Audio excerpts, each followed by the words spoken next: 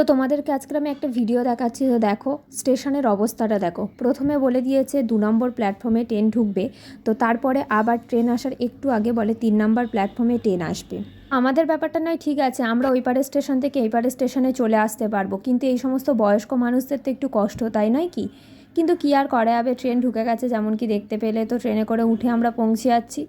আর এখন তো বর্ষাকাল, তো বৃষ্টি তো হবে, এটাই স্বাভাবিক। তো ছাতা নিয়ে ভিজে ভিজে তো যেতেই হচ্ছে। আর সত্যিকার আমরা প্রচণ্ড প্রচণ্ড ভিজেও গিয়েছি, কিন্তু কী আর করবো।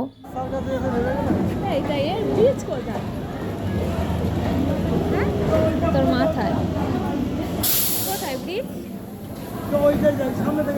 কোনটায়? ওটা কিটা?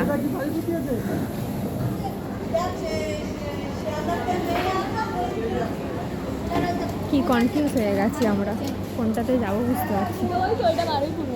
কোনটা শিওর?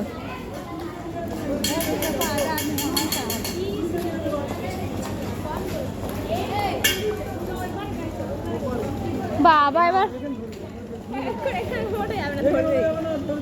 তাহলে যাবো কি করে?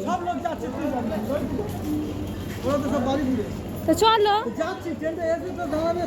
তো দাঁড়া, আগে থেকে গিয়ে দাঁড়িয়ে থাকবে। আগে থেকে লোক তো ছুটে এসে দাঁড়িয়ে যাচ্ছে। যাকবে আমরা তাহলে ওইটা ছাড়া গতিনি তো। আজকের আমরা ক্লাস থেকে একটু লেট করে বেরিয়েছিলাম, তাই আমাদের সামনে থেকে ট্রেনটা চলে গেল। আমরা দেখতেই থাকলাম, কিছু করার নেই, আমরা ট্রেনটাকে মিস করে ফেললাম। কিন্তু আবার একটা ট্রেন আসছে, তো আমরা ছুটতে ছুটতে যাচ্ছি।